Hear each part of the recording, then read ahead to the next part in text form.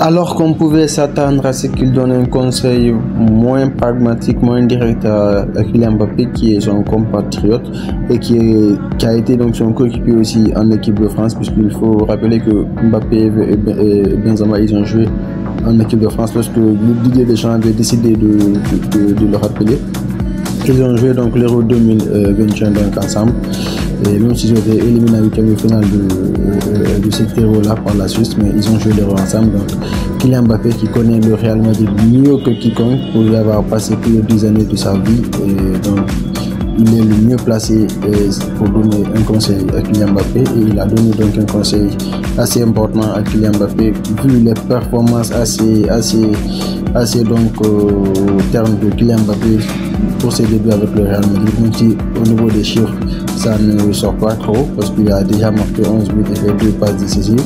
mais quand même il lui donne un conseil pour essayer de l'aider à s'adapter beaucoup plus rapidement avec le club. Donc ce conseil là c'est d'accepter qu'il est maintenant un numéro 9, qui ne sera pas, voilà, qui n'aura pas la latitude de jeu sur le côté gauche comme il le faisait du côté de Paris Saint-Germain, comme il le faisait avec l'équipe de France. Donc là, maintenant, il est avec Vinicius qui est présent, qui est le meilleur joueur actuellement au monde à son poste, parce que je ne vois pas un joueur actuellement au niveau mondial qui peut aller Vinicius le mettre sur le banc à son poste. Franchement, il y en a pas, à moins que ce soit Neymar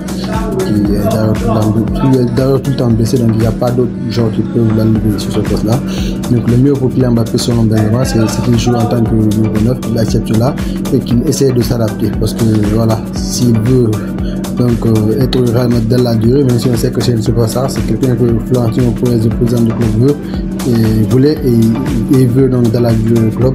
Donc il faudra qu'il essaie de s'adapter pour permettre donc à Vinicius de rester sur son côté gauche, à l'autre côté d'être sur son côté droit sans avoir à être mis sur le banc de remplaçant. Et à Bellingham, je pense que si le Real Madrid joue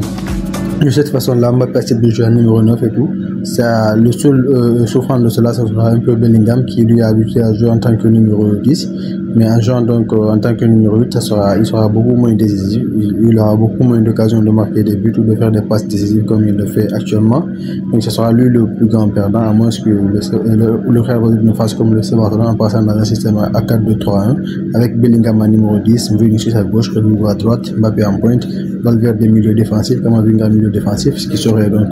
une équipe assez équilibrée avec la défense derrière. Mais ça semble vraiment très improbable avec